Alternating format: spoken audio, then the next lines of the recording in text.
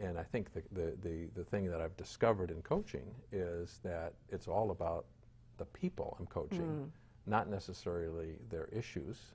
Issues are interesting, but the people are fascinating. And they come in different shapes and sizes all the time. Yeah. If you're if I find in a people business, boredom is not a concern. Yes. So. And so what would you, how did you transition from your consulting and what you were doing into being a coach? I think a lot of people now are thinking about being coaches. And so what was it that helped you head in this direction?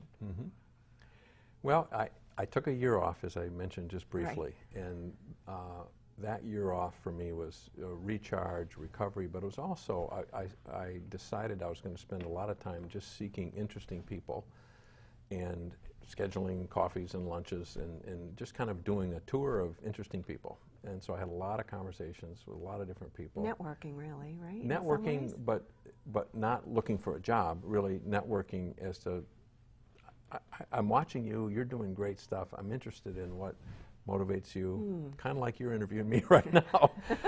And I discovered, I thought I might reinvent my life completely, you know, go open an inn in Vermont. And I discovered, you know what I like is about what I've been doing about 20% of the time as a consultant, which is working very closely with the individual who's got their hands on the authority in a company or on the levers of power, and helping them be more effective in what they do. I love helping people light up. I love helping people come alive. And I found this profession called coaching that is all about that. Helps you do that, yeah. And for me, I still love the game of business, so it's more executive coaching than life coaching, but it really is both. When I'm working with somebody, it's with the whole person. So let's give a little plug to the company and the work that you're doing now. Well, very interesting.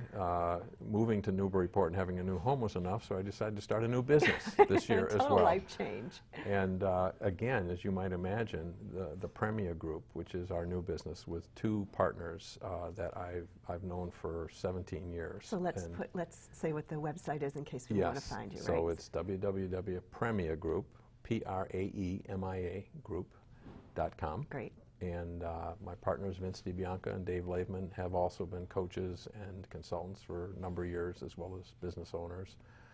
We've been in a men's group for 8 years, so we know each other deeply through a lot of close and personal conversation. And we're three guys in our early 60s who decided that we want to found a company making use of all of our experience, working for leaders who are really up to something big in the world. So we seek leaders and organizations that certainly are about running a profitable business for their shareholders, but beyond that are interested in running a business that has a positive impact on the growth, development, success of their employees, on the communities that they serve, and on the planet itself, given all the major issues we face on the planet. And to our delight, we're discovering those leaders are out there, for the good of us all. I'm delighted, and we're founding this business to help coach them to success. That's great. Again, people told me I was crazy. Why would you found a business in the worst business recession since the Great Depression? And you just started, right? and we said, why not? What better time to start a business? And which is a theme with me, where other people see problems, I see possibilities. That's just, I thank God for that. I mean, that's just an important part of my outlook on life, and I've really built my whole career around that single philosophy. Yeah. So let's talk about men's groups, because it just grabbed my attention for a second. Yeah. Do you want to say what those are and what one does in a men's group? Well, we've been, we're not following any formula, and it was so typically men in the beginning. Our first meeting, which was 8 years ago now, it was May before 9/11, so it was in 2001. I remember it well. Three of the guys just called us together. And they said, let's just get to, we had all worked together in the past, and sort of kept in touch, but weren't really connected in any significant way. And so it felt sort of like a reunion, you know, like a nostalgia get-together. Yeah. And they called it the Gathering of the Souls. So it had a little spiritual element to it. And so it was more than just, you know, let's play poker and have fun. It was, let's connect. And I remember that first meeting, you know, a number of the guys saying, well, if I'm going to give up my whole weekend, we have to produce something. You know, what are we doing here? And the flip charts came out, and we started making lists of the world's problems, and then we started making lists of our interests, and we were very production-oriented. And after about a day and a half, we were exhausted. And we said, why are we doing this? This isn't any fun. And we relaxed and just started talking to each other.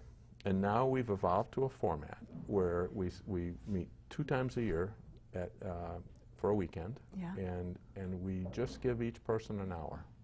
And you just talk about there's 11 of us, life? and you basically talk about what you want to talk about. And you know, the oldest fellow now is in his early 70s, the youngest in his late 40s. So we have all those decades to kind of talk about life through that period. And we talk about life. We ask for help sometime. We offer help. We support each other. I'm now founding this business with 2 of the guys from the group. There's 2 other businesses in the group that have just naturally sprung up rather than us having to drive something. So women tend to do this sort of thing, and it's unusual, not that I haven't heard of men's doing men's group, but it's unusual. There aren't as many men's group as there are as women's organizations. So how has it, what impact has it made for you? It's made a huge impact. You know, one of the things that I love, I'm grateful that I have realized at this stage of my life is how important relationships are. And not just acquaintances and not just go to ball game buddies, but relationships, people you get deep with, you can trust, and you feel safe in saying what's on your mind. And it certainly, I find it has helped me. It's helped me through a number of crises, you know, whether it's with raising my kids or launching a new business or just wondering what next to do in my life, to have that kind of loving care, you know, coupled with just great listening and good coaching. Support. You know, support, exactly. Huge support, yeah. Exactly. And one of the things I've learned, I'm trying to impart this to my son at age 24, is don't do it alone.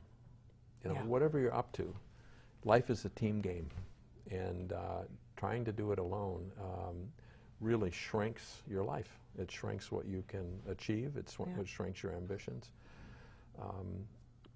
I've said, and I certainly hear other people said it, that actually who I am as Don is actually a product of the relationships I have with people. People make me possible. My relationships with people bring me out, build me up, so true, help me expand. So this is which kind of goes along with what you were talking about before, which is if you're up, whatever you're thinking of doing to surround yourself or support yourself with people who support you, right, and who are maybe have done it before. Sort of in the same thing. It's very interesting, Wendy, because as you know from our own professional relationship, much of my coaching actually has been helping people who are asking what's next and what do I want to do with my life. And I try to insert early with them the question, with whom? Not just what next, but what if we start with the people?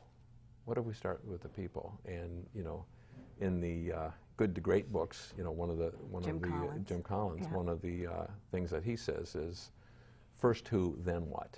And I've taken that to heart. So, and even in the exploration phase, you know, get with people.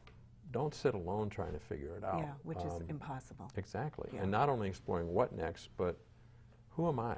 You know, you've talked about gifts. You know, what are my gifts? And it's your friends that can help you see that.